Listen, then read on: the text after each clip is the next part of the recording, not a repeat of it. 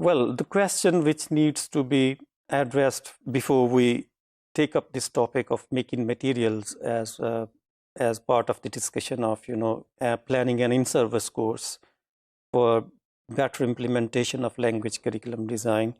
So, have you ever been? I just want to problematize it and just want to urge you to think before going through this module.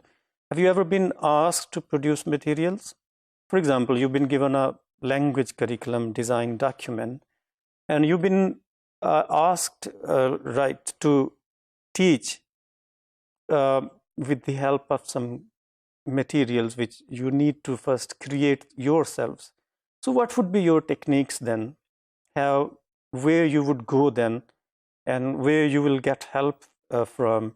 For example, if you are going to, download some authentic materials, I mean the materials which are not produced specifically for language teaching in the classroom. So what techniques you're going to use?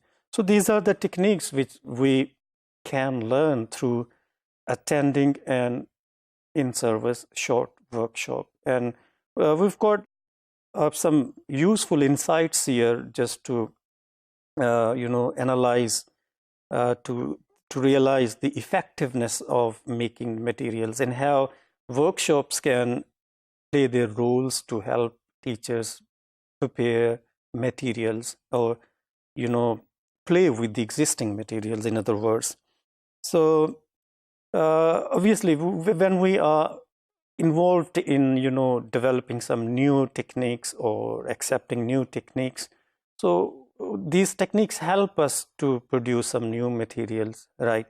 So this is how, while we are in the workshop, so it's important for the organizers just to keep in mind, just to give some input to the participants, I mean the second language teachers, how to play around with ready-made materials, or how they could be helped to make their own materials for language teaching.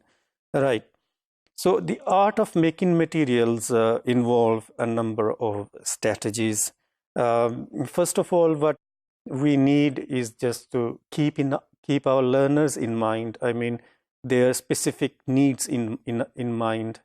For example, if you are creating, if you want to base your lesson on authentic materials derived from internet, and you want to expose your students to some videos downloaded through YouTube or a wider website.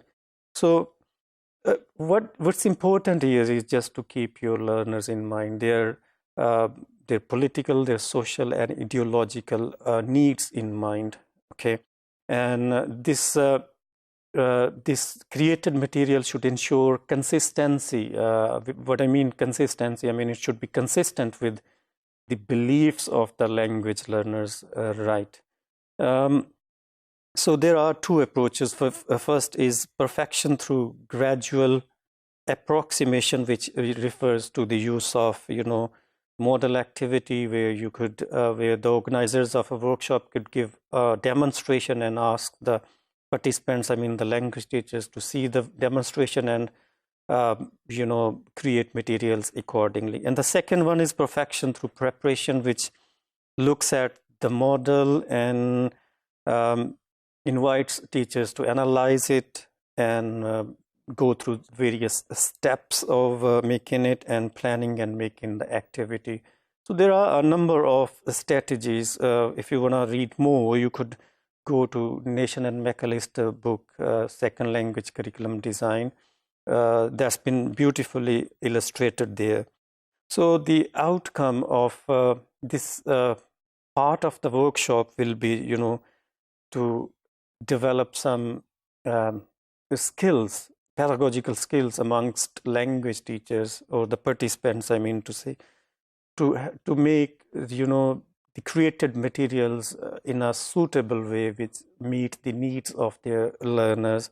And this is how, I mean, this part of the workshop actually philosophizes, like, it deepens our understanding what actually goes behind that particular exercise. For example, if you have created material and you are presenting in the classroom, but what's going on behind the curtain, that's important to understand. But by behind the curtain, I mean to say how language learning is received, or that particular created activity is exercise is received by the participants, and its influence on their, growth or linguistic growth. So this is how making materials is considered to be an important goal of an in-service workshop.